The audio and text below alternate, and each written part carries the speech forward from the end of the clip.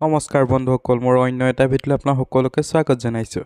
বন্ধুসকল, আজি আকৌ আপোনালোকৰ মাজলৈ লৈ আহিছোঁ বিলাহী খেতি।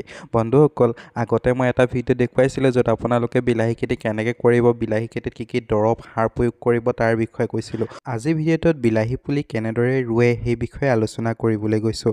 আগতে যদি আপোনালোকে মোৰ চেনেলটোলৈ অহা নাই তেতিয়াহ'লে চেনেলটো ছাবস্ক্ৰাইব কৰি দিব, লগতে বেল আইকনটো টিপি দিব মোৰ সকলো ভিডিঅ' প্ৰথমে পাবলৈ। বন্ধুসকল, বিলাহী খেতি কৰিবৰ কাৰণে প্ৰথমে মাটিডোখৰ মই ভালদৰে হাল বাই পেলাই ভেটিবোৰ বনাই লৈছিলোঁ। বন্ধুসকল, মাটিডোখৰ প্ৰস্তুত কৰিবলৈ হ'লে প্ৰথমে আপোনালোকে প্লাও লগাই পেলাই মাটিডোখৰ অলপমান শুকাবলৈ দিব। মাটিডোখৰ অলপমান শুকোৱাৰ পাছতে লতৰ বেতৰ লগাই পেলাই ভেটিবোৰ আপোনালোকে বনাই ল'ব। বন্ধুসকল, মই দুইটা ভেটিৰ দূৰত্ব ৰাখিছোঁ 5 ফুট আৰু ভেটিটোৰ উচ্চতা ৰাখিছোঁ 1.5 ফুট। বন্ধুসকল, এনেকুৱা কৰিলে কি হৈ যায়, বিলাহী যিহেতু মই খুঁটিত পুতি কৰিম, সেইকাৰণে খুঁটি পুতিবৰ কাৰণে আৰু ৰছী টানিবৰ কাৰণে 5 ফুট দূৰত্বটো খুবেই প্ৰয়োজন হয়। বন্ধুসকল, বিলাহী পুলিবোৰ মই পচাইছিলোঁ 1 মাহৰ আগতে আৰু এমাহৰ পাছতে পুলিবোৰ ধুনীয়াকৈ ৰুবলৈ হৈ গ'ল। বিলাহী পুলিবোৰ পচাওঁতে বহুতো কৃষকৰ বিলাহী পুলিবোৰ ব্লাইট লাগি পেলাই মৰি যায় আৰু তেওঁলোকে বিলাহী খেতিডৰা কৰিবলৈ সক্ষম নহয়। বন্ধুসকল, আপোনালোকৰ বিলাহী পুলিবোৰ ব্লাইট নালাগিবৰ কাৰণে আপোনালোকে 1 সপ্তাহৰ মূৰেই ইণ্ডোফিল স্প্ৰে কৰি থাকিব। বন্ধুসকল, ইণ্ডোফিল এটা ফাংগিচাইড দৰৱ হয় যিয়ে ব্লাইটজনিত বেমাৰসমূহৰ পৰা ৰক্ষা পৰি থাকে পুলিবোৰ। মই পুলিবোৰত 1 সপ্তাহ ফাংগিচাইড স্প্ৰে নকৰাৰ বাবেই এজোপা দুজোপা গছৰ পাতত ব্লাইট লাগিছিলে। সেই ব্লাইট লগা পাতবোৰ মই এনেদৰে ছিঙি পেলাইছোঁ, যিহেতু এই ব্লাইটবোৰ পাতৰ পৰা গোটেই গছজোপা লাগেগৈ, পাছত আকৌ গোটেই গছজোপাই বেয়া হৈ যায়। বন্ধুসকল, বজাৰত বিলাহী গুটিৰ বহুকেইটা ভেৰাইটি দেখিবলৈ পোৱা যায়। নামধাৰী, ইছুইছ, চিনজেণ্টা। এইবোৰৰ ভিতৰত মই চিনজেণ্টা কোম্পানীৰ অনুপ গুটিটো ব্যৱহাৰ কৰিছোঁ।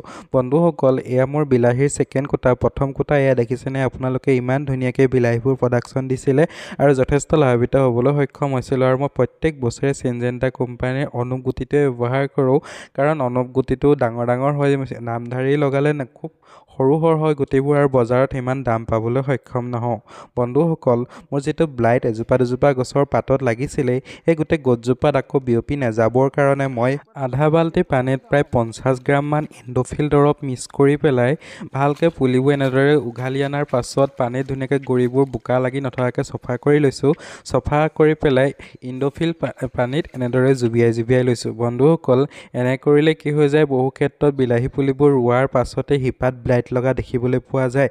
এই ব্লাইট লগা বেমাৰটোৰ পৰা বচাই ৰাখিবৰ কাৰণে ইণ্ডোফিল পানীত মই প্ৰত্যেক বছৰেই এনেদৰে পুলিবোৰ জুবিয়াই পেলাইহে ৰুওঁ। বন্ধুসকল, এতিয়া মই পুলিবোৰ ৰুবৰ কাৰণে ভেটিটোৰ ওপৰতে এনেদৰে খুলি খানি পেলাই পুলিবোৰ ৰুই যাম। বন্ধুসকল, প্ৰথমতে মই ইয়াত শুকান গোবৰ ছটিয়াই লৈছিলোঁ। শুকান গোবৰ ছটিয়াৰ পাছতে ভেটিবোৰৰ ওপৰতে এনেদৰে খুলি খানি পেলাই পুলিবোৰ এতিয়া ৰুই যাম।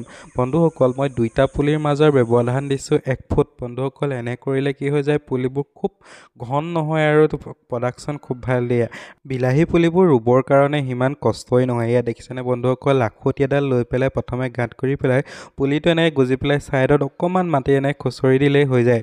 বন্ধুসকল, আমি বিলাহী খেতি কৰিব খুব কম পানী ব্যৱহাৰ কৰোঁ। যিটো আমাৰ মটৰ বা স্প্ৰিংকুলাৰো আছে, কিন্তু আমি স্প্ৰিংকুলাৰ বা মটৰে ডাইৰেক্ট পানী নিদি পেলাই আমি এমককৈ পানী দি যাওঁ। তেতিয়া কি হৈ যায়, দুদিনমান পানী দিয়াৰ পাছত বিলাহী পুলিবোৰ আকৌ পানী দিয়াৰ দৰকাৰ নাথাকে। যদি স্প্ৰিংকুলাৰ লগাই দিলে খুব সোনকালে হাবি উঠি আহে, আৰু যদি মটৰে দি দিওঁ, মটৰে পানী দিলে কি হৈ যায়, যিমানডোখৰলৈকে পানী পাব সেই পানী পোৱাৰ পাছত মাটিডোখৰ গোটেই ফাটি যায় আৰু পুলিবোৰ যে চেপ মাৰি ধৰে, তেতিয়া খুব সোনকালে কোৰ মাৰিব লাগে। সেয়ে বন্ধুসকল, আমি পানী এমককৈ দিওঁ আৰু 3 দিনমান দিয়াৰ পাছতে আমি পানী প্ৰয়োগ নকৰোঁ। আৰু যিহেতু পানী বেছি হ'লেও কেতিয়াবা পুলিবোৰ মৰি যোৱাও দেখিবলৈ পোৱা যায়।